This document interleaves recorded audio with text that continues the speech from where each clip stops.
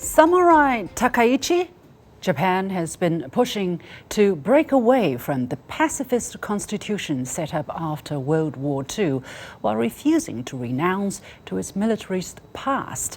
It is expected that the right-wing Prime Minister Sanae Takaichi may visit a notorious shrine honoring Japanese war dead, including the worst war criminals. This would exacerbate an already strained relationship following her refusal to retract a dangerous remark about Taiwan she made on November the 7th in the Japanese parliament. How has Japan been inching towards realizing its remilitarization ambitions? Why does Japan consider Taiwan to be crucial to its own survival? Could the current tensions escalate into more than just a war of words? Welcome to The Point with me, Liu Xin, an opinion show coming to you from Beijing. I'm pleased to be joined from Washington, D.C. by Anton Fediashin, Associate Professor of History at American University, and on the line from Beijing by Victor Gao, Chair Professor at Suzhou University. Gentlemen, welcome to The Point. First of all, the latest development is that U.S. President Donald Trump has called Japanese Prime Minister Takaichi to talk about bilateral ties, but more details remain to be seen. But earlier to that call, he called Chinese President Xi Jinping, and the two discussed bilateral ties and related issues. And according to the Chinese readout, President Xi outlined China's principal position on the Taiwan question. He underscored that Taiwan's return to China is an integral part of the post-war international order. China and the United States fought shoulder to shoulder against fascism and militarism. Given what is going on, it is even more important for us to jointly safeguard the victory of World War II. And President Trump said that China was a big part of the victory of World War II. The U.S. understands how important the Taiwan question is to China, according to the Chinese readout of the phone conversation between leaders of the two countries. Professor Fediashin, first of all, some people are saying, we didn't see the Taiwan part in President Trump's briefing of what's talked about on the phone with the Chinese counterpart. What is your understanding?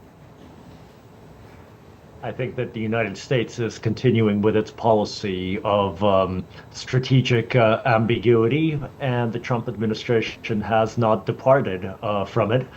This policy has been the bedrock of the American attitude towards the China-Taiwan question for the past 50-odd years, and it's always been a very convenient geopolitical tool for Washington to apply pressure to Beijing in order to make it do things that are in Washington's favor.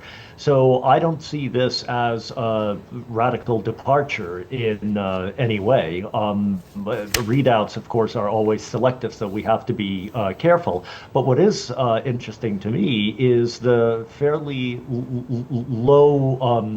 low involvement and quiet, very restrained attitude that the United States has taken in terms of its public statements about the spat between Tokyo and Beijing.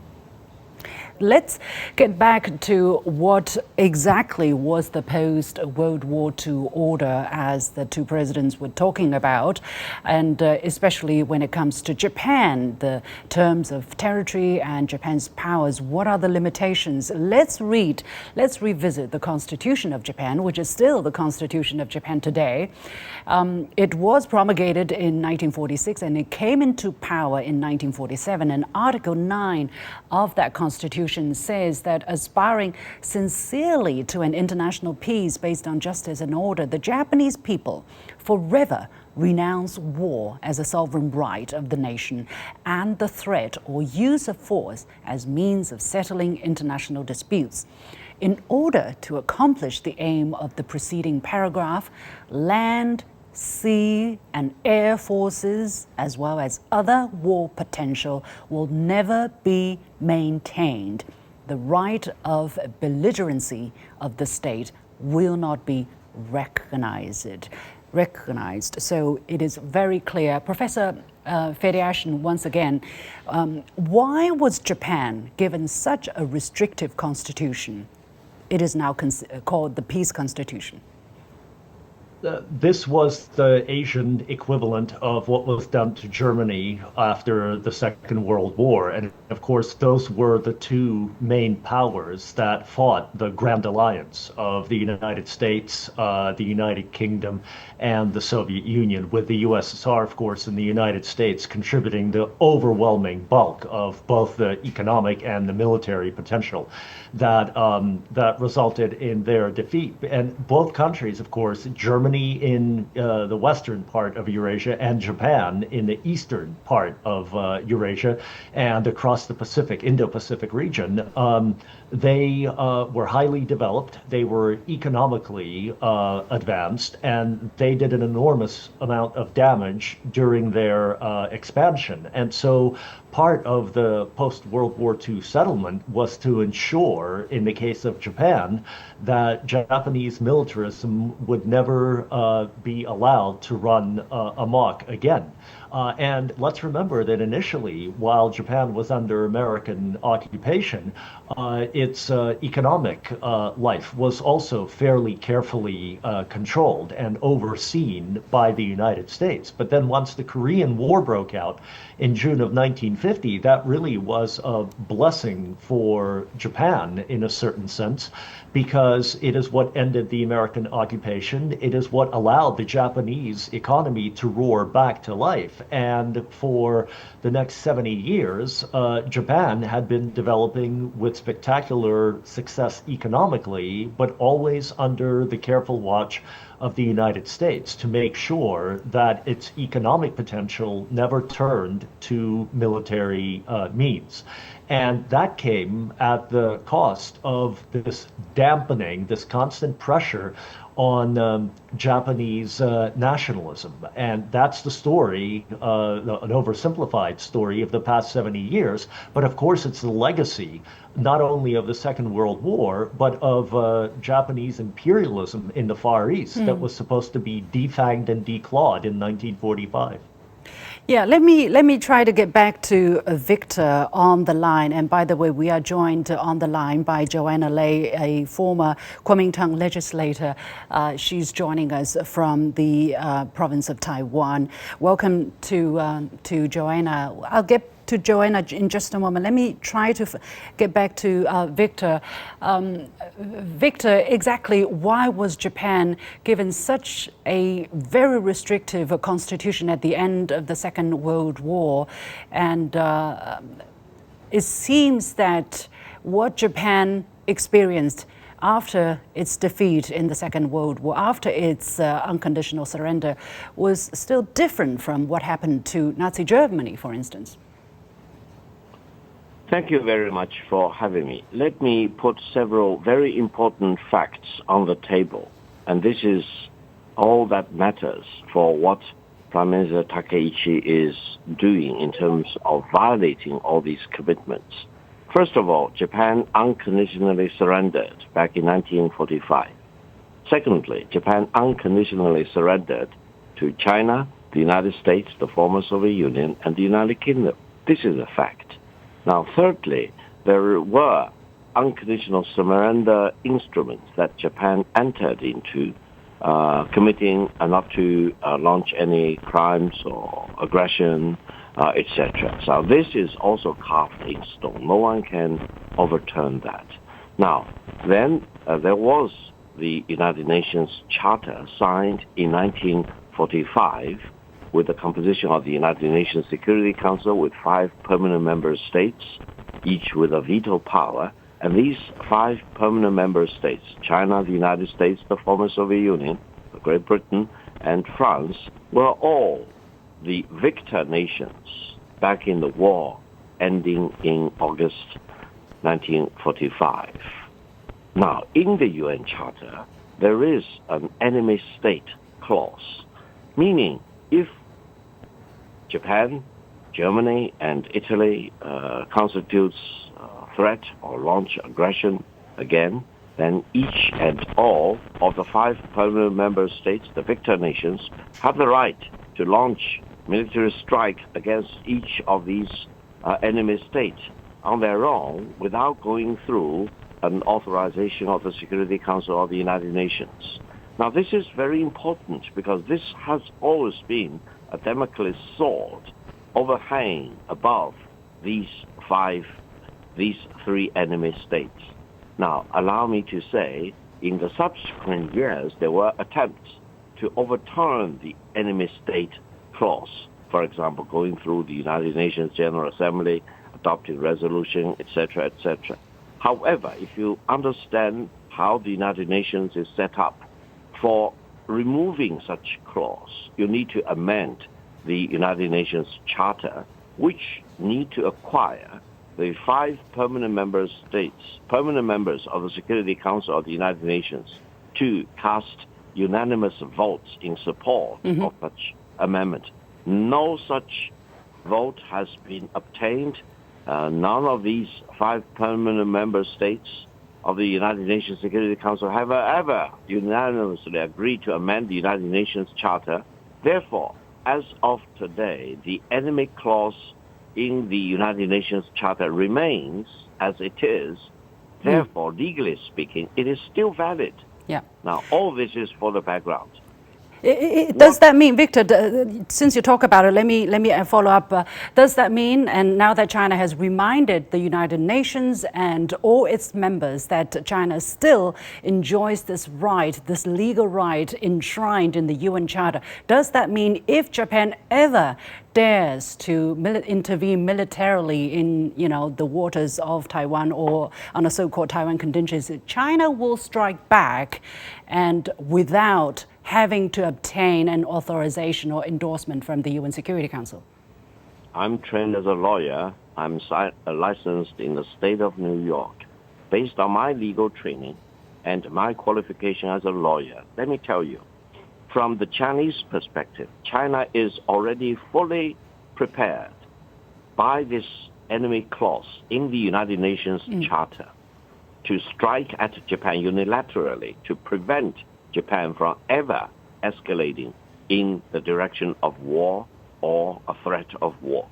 Now, why China hasn't done that? Why China has gone to the length of notifying the United Nations and give this letter to all the member states, 193 of them, including Japan, about this enemy clause and about China's resolution to invoke that in defending its sovereignty and territorial integrity, and also in exercising its legitimate rights as authorized by the United Nations Charter.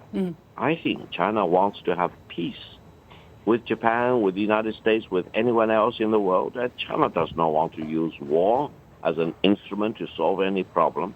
But there is a point. If Japan crosses that point and go beyond this point of no return, war will happen to Japan. And China is fully prepared to prevent Japan from rearming itself, to prevent Japan from becoming a new military and fascist country again, to constitute a threat and to launch aggression to China or to any other country.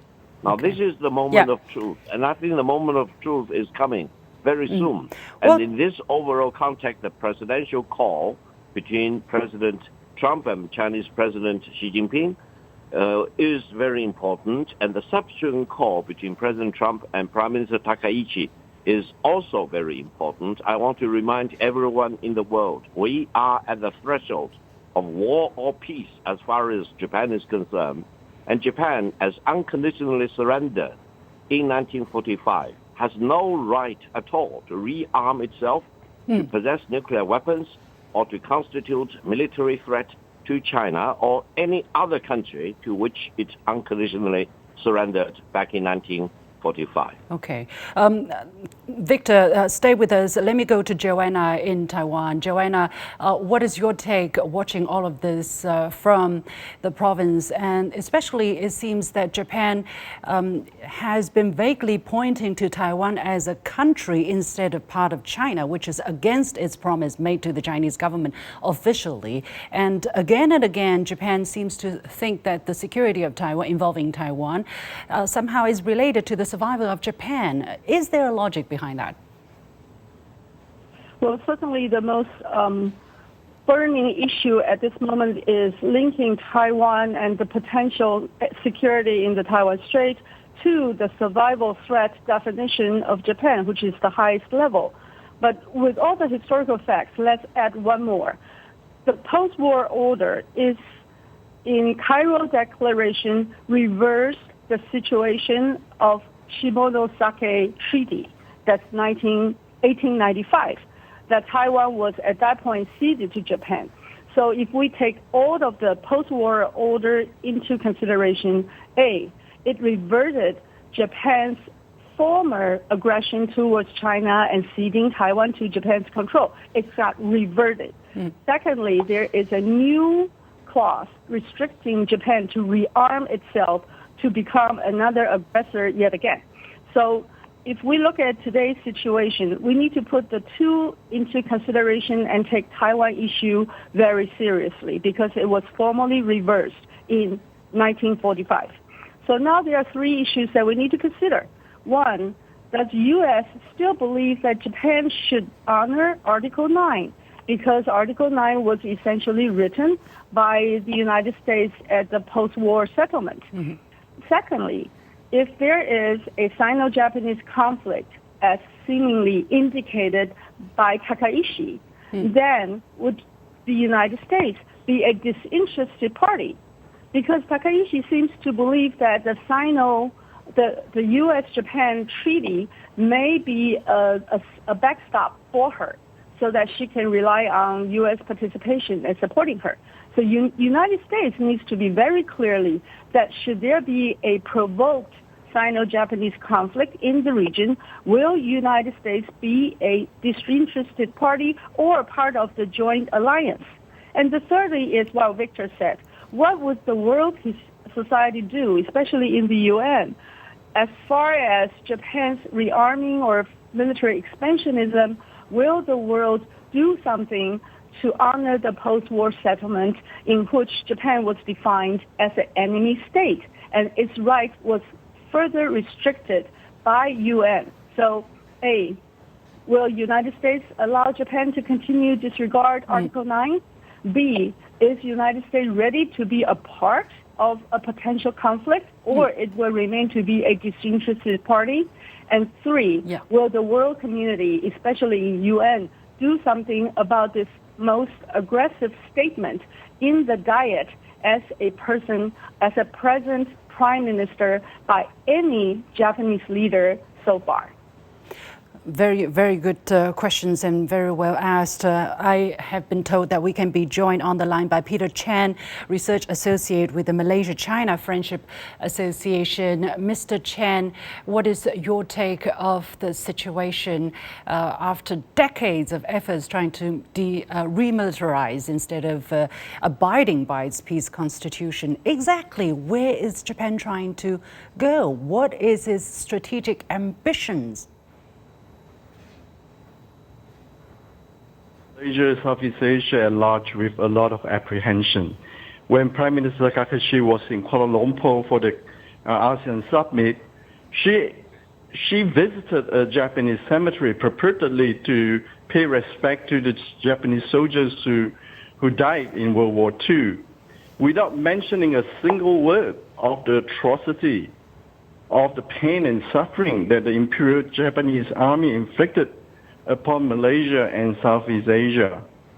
We are very concerned with the current rightward move by Japan towards a pre-1945 nationalistic Japanese. The horror of World War II is still quite fresh in many of us here in Southeast Asia, and we are really concerned about what's happening right now within Japan. Well, let's take a look at what Japan has actually been doing since the peace constitution was set up in 1947. Especially after the end of the Cold War, Japan seems to have making a series of small but steady steps towards remilitarization. Let's have a quick review of what has happened as early as in 1954.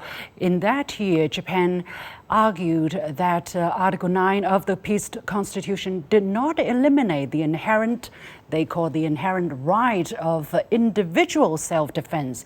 The self-defense forces, or SDF, were established to exercise that right. In 1972, Step 2, Japan adopted the Sensho-Boe Doctrine, or the exclusive defense policy doctrine, limiting the use of force strictly to defense and maintaining capabilities at the minimum necessary level. While appearing restrictive, this gave Japan's right to have counterattack capability for later expansion. Step 3, in 1981, the U.S.-Japan Security Treaty was revised, extending Japan's defense obligations from homeland defense to broader maritime security.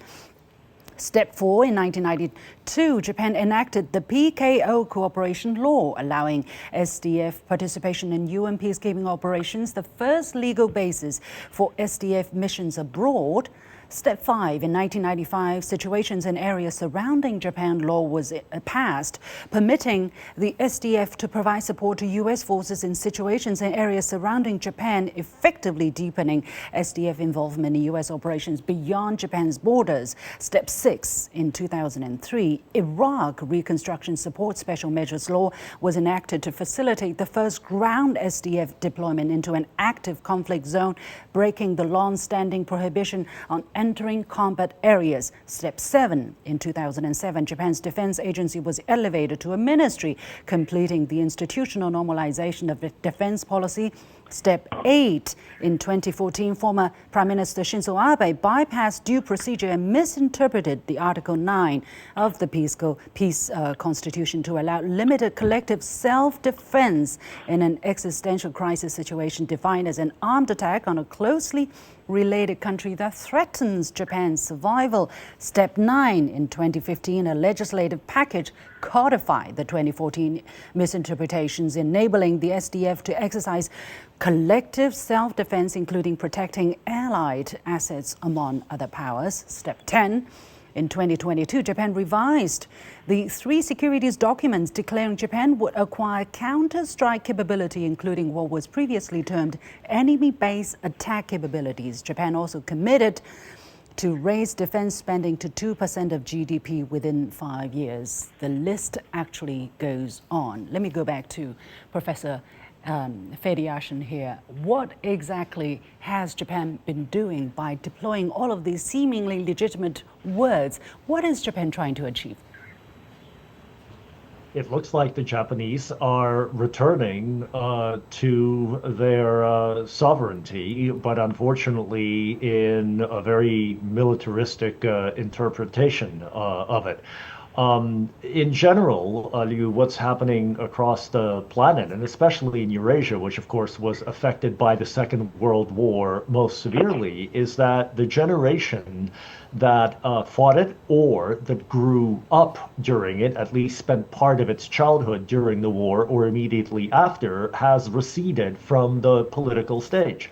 The people who are running the world now have no direct memory of the Second World War. And as much as we can criticize the Cold War for bringing our species to the brink of annihilation several times, one of the most remarkable things for me as an historian is the repeated consistent commitment, I should say, by the politicians of East and West during the Cold War to actually find a common language. But as that memory in those generations die off, and the memory of the catastrophe of the Second World War recedes, the new generations are becoming less careful, less nuanced, and less responsible about the way that they approach international relations. And we see this across the board. And I understand the very strong Chinese reaction to Prime Minister Takaichi's statements because they are afraid of salami tactics towards Chinese sovereignty.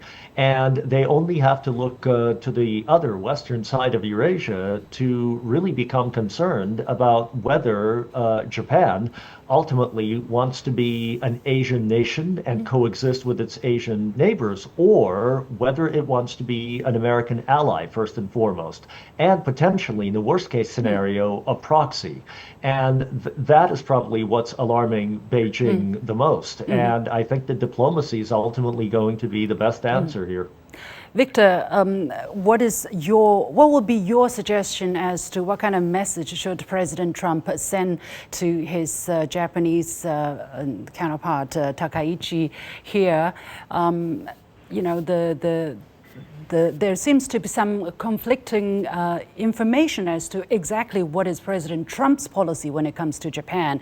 The U.S. ambassador to Japan is very hawkish, very clear support, standing next to Takaichi. But President Trump seems to have much more low-key, although he is also initiating arms sales to the island. What should be President Trump's message to his Japanese leader, to the Japanese leader? First of all, President Trump is the President of the United States and the Commander-in-Chief of the U.S. Armed Forces. In that capacity, she really has the utmost and highest authority in representing the United States as far as China-U.S. relations are concerned, as well as far as U.S.-Japan relations are concerned. Now, we do not know fully what exactly President Trump wants to do. Now, from what is available as evidence, I think President Trump and President Xi Jinping of China had a call, and China conveyed to President Trump all the concerns and its description of the violations of Japan. And I think the seriousness of the moment as far as war or peace is concerned. Immediately thereafter, President Trump called on Prime Minister Takaichi in another separate phone call, and Prime Minister Takaichi, completing that phone call, held a press conference in which she dodged the question as to what she exactly talked about with President Trump. Now, all this seemed to indicate that President Trump intervened in this very important relations, and Prime Minister Takaichi was not very comfortable with the message delivered by President Trump. Now, whatever President Trump delivered to Prime Minister Takaichi, whether it will be or it will not be the final message or the final position of the United States vis-a-vis the situation, it is not known. So we do not know what exactly was the message. We do not know whether that message will remain the ultimate position of the United States. Yeah. But for the moment, I don't think the United States wants to see war breaking out between China and Japan, because the United States is fully occupied with many other burning issues. All right, Victor, we have to... China and Japan will be probably the worst scenario for the United States. We have to leave it there. But your point is taken. And with that, we have to come to the end of this very special edition of The Point with me, Liu Xin. Many thanks to Anton Feriashin, to Peter Chan, to Joanna Lei, and to Victor Gao. That's it for this edition of The Point. As usual, you can follow me on Facebook, on X and Facebook using the handle Liu Xin in Beijing. Thank you for watching. You've got The Point.